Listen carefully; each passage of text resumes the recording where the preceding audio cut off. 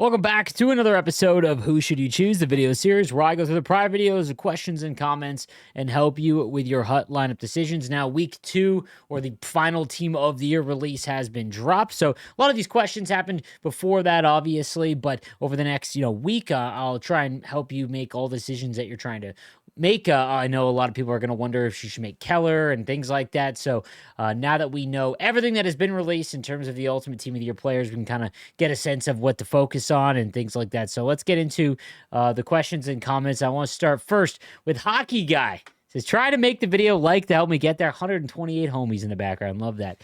Sleeves, I just want to say thank you in advance for and would love your help. I've done all 3 NHL Team of the Seasons, or Team of the Years, and still have lots of fodder left. Thing is, everything is tradable. Worth about 2.6 million. I have 800,000 coins on top of that, and enough to make 4 other Team of the Years. My goaltending has been very inconsistent, so I'll probably make the goalie and never complain about my goalie again. You have Ekholm, Zetterlund, Kopitar, and Jones fantasy. I mean, first of all, very good job preparing for Team of the Year.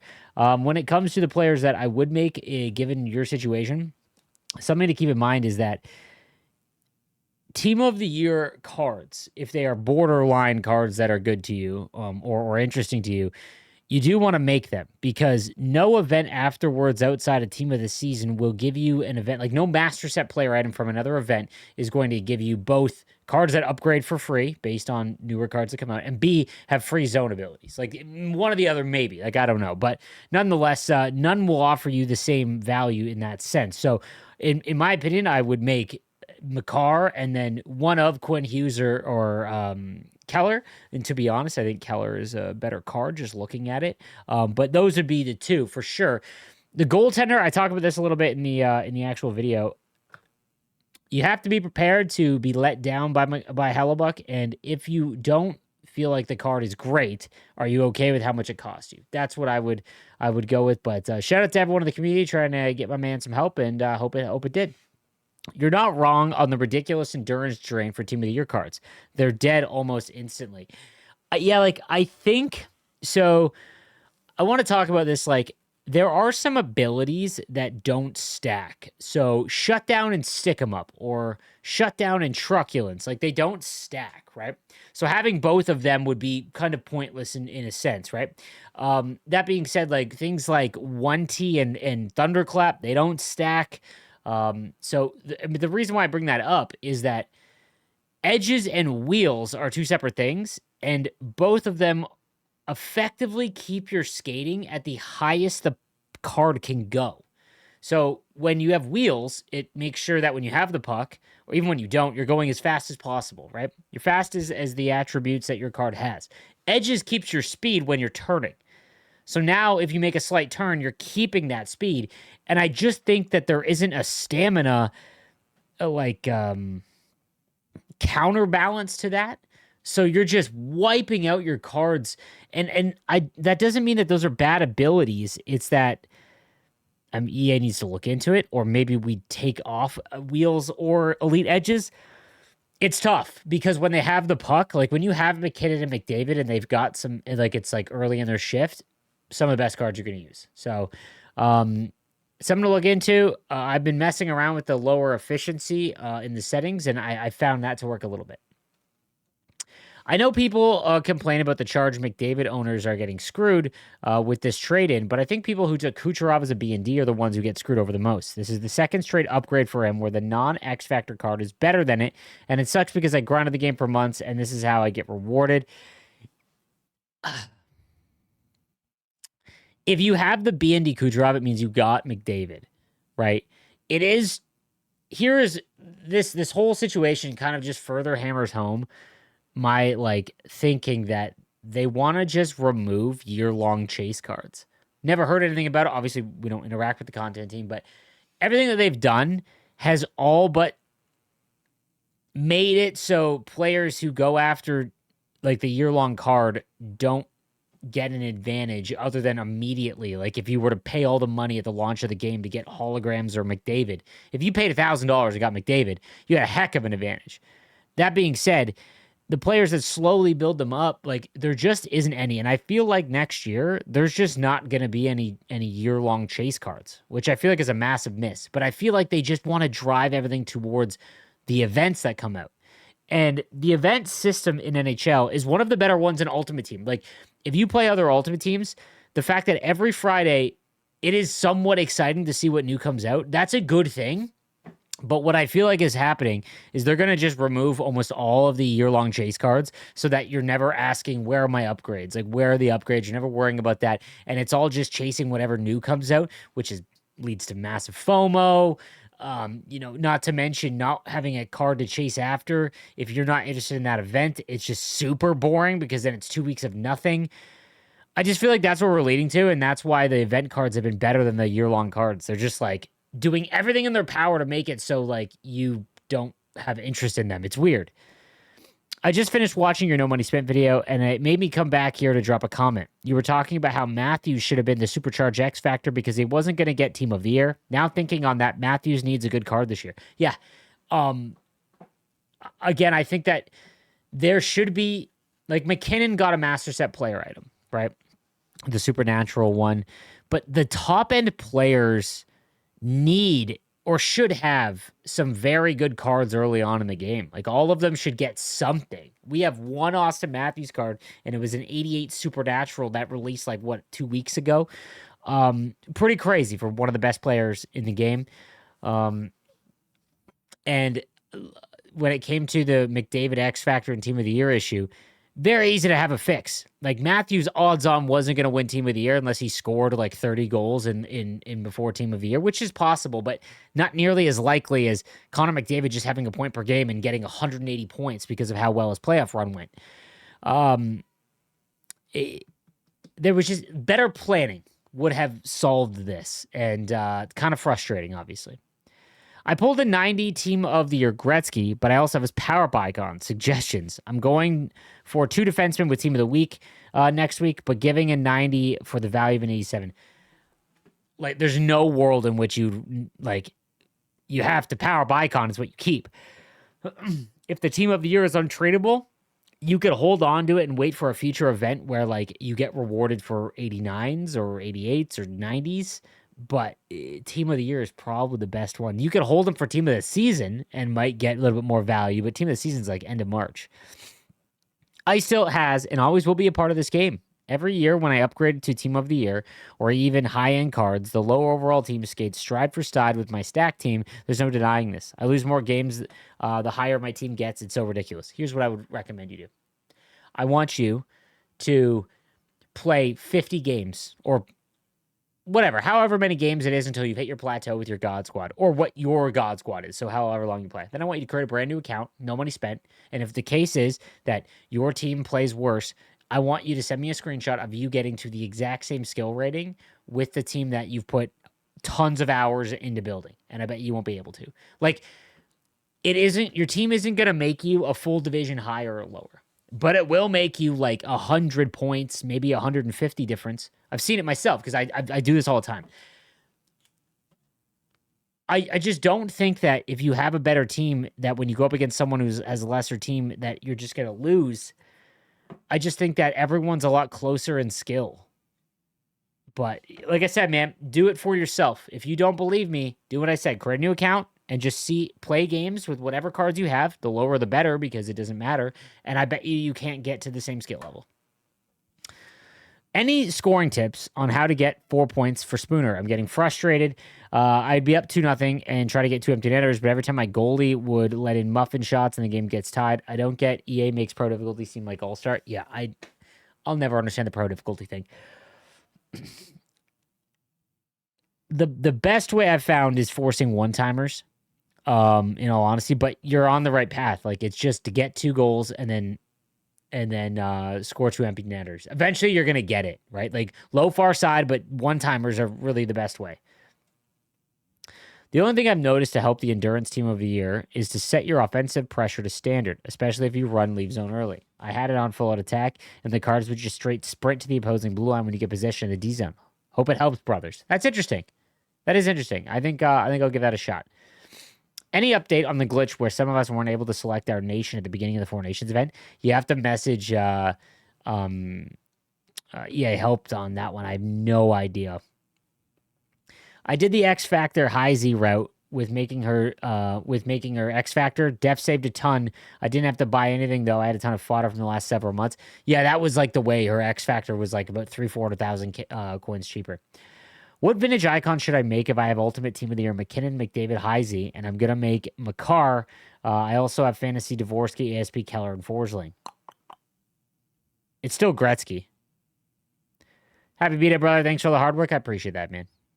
I originally made Heisey, but wasn't sure about making any other forwards. This morning, I decided to make Kucherov as well. I should now have enough left over to make 2 defensemen. I'm an offline-only player, so I'm going with the players I like over the best options, and I'm loving it. Love to hear that, man. Like I said, if McQuinn and if you don't watch BWHL, like Quinn and Makar, nothing wrong with that. Or you can even go Hellebuck. I think Hellebuck for offline players is probably going to be good. Thanks for the shout out, Sleeves. I was the one who made the Reddit post about Heisey. She's an absolute beast at center. Oh, love that, man. And hey, anytime that you find something else like that, tag me. I'd love to share it with the community. But it's guys like you that go and do the extra mile to find that stuff, which is huge for a lot of the player base. H Slave, second time asking this question. I'm wondering what team of the years to make. I have enough resources to make at least 2, but maybe 3. I have McKinnon's nominee, Kucherov nominee, and X Factor, and McDavid's Frozen Forces MSP. I'm 1 X Factor away with McDavid's X Factor, and I was originally planning to make him, but I'm not sure. I'm wondering who to make and if I should wait for the D-man since my D-man's a little weak, to say the least, with no fantasy players. Okay. McKinnon, if you have McKinnon's nominee, I would do it. You have McDavid's Frozen Forces, and you're 1 X Factor away from McDavid's X Factor. I don't know if you mean captain or like X Factor, base X Factor. If it's base X, I mean, really doesn't matter. Upgrading McDavid's X Factor to his team of the year with 4 would probably be my next way to go, simply because getting them all of his abilities immediately is just such an advantage. It is actually, I don't know, man. I don't know now, given the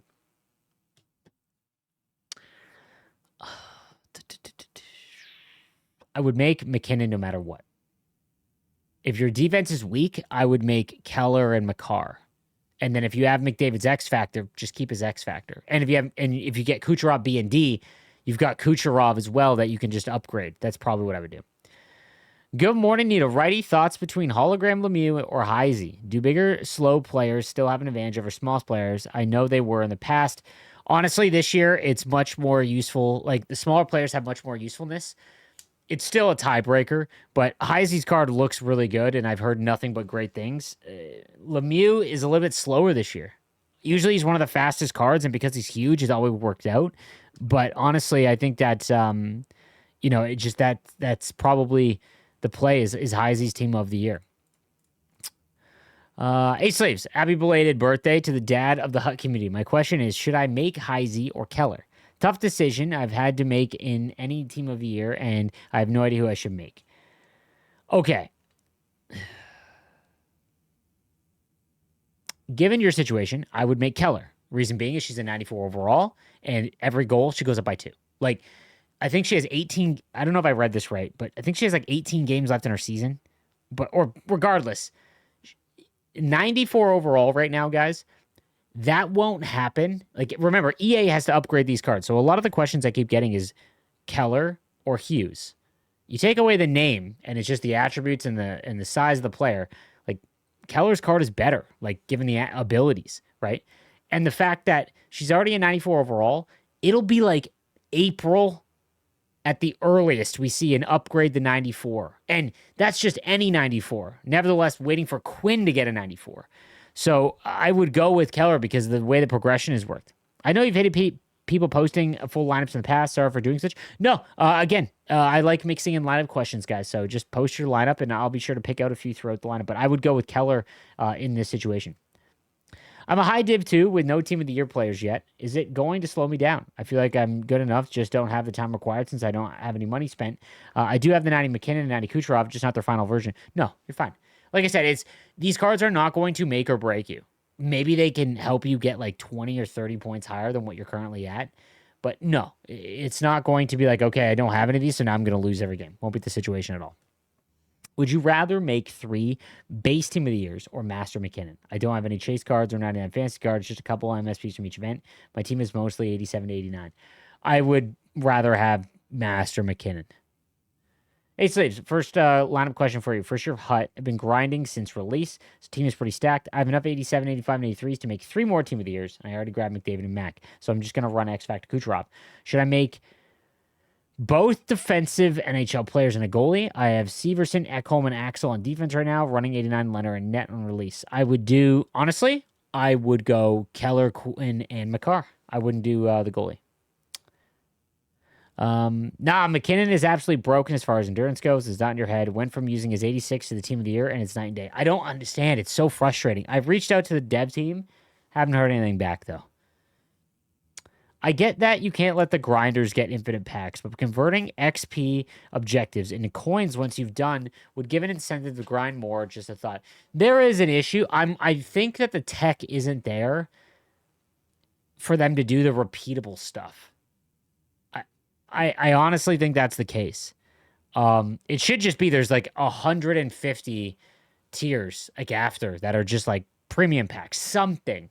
Because you're right. If you this year or this X Factor season, XP season was much easier to finish just by playing rivals. Like if you were a Div 1 or 2 player, you flew through it, right?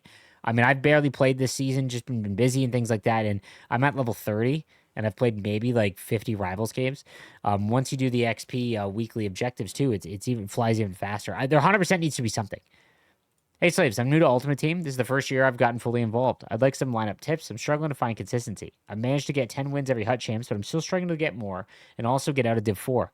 Have you got updated strategies, or do you still recommend the strategy from your earlier video? 100% still recommend the strategy from my video. It's what I've run. I'm in High Division 2.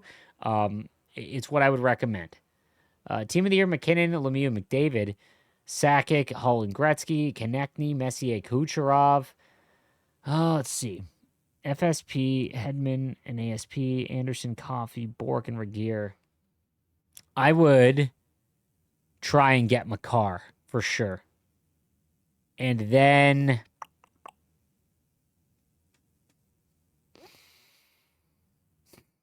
Makar and Keller, to be honest with you. Hey, Saves, a great video. There is something very wrong with the hustle feature in this game at times. For example, when you are on the PK and the puck and you get the puck and try to use the hustle feature, your energy drained from green to red in 2 seconds. It has happened to me multiple times now. The endurance energy drain in this game is brutal, not realistic, just makes the game not fun to play. 100%. Like, there is a thing that they need to figure out in the game to explain what's going on here because it's becoming very, very noticeable. They definitely did something to the team of the year. Fantasy ASP only has 85 stamina, but it goes down the same speed as Kucherov, who is supposed to have 90. Same thing for McDavid, but it kind of makes sense because he's got the huge speed boost. Yep, like I said, we've got to figure out what's going on there because they need to get that fixed. We have all been taken. Waste of time and money because you can't even use McDavid more than 15 seconds. He's done. Sam McKinnon, you know this is a ripoff. You see comments, you see gameplay. You're a pro. You've experienced. You know this. Please apply more pressure with your voice, fellas. I have legitimately messaged the only developer that like are on the content, not on the content team. Messaged the gameplay developer, just hasn't gotten back to me, and usually he does.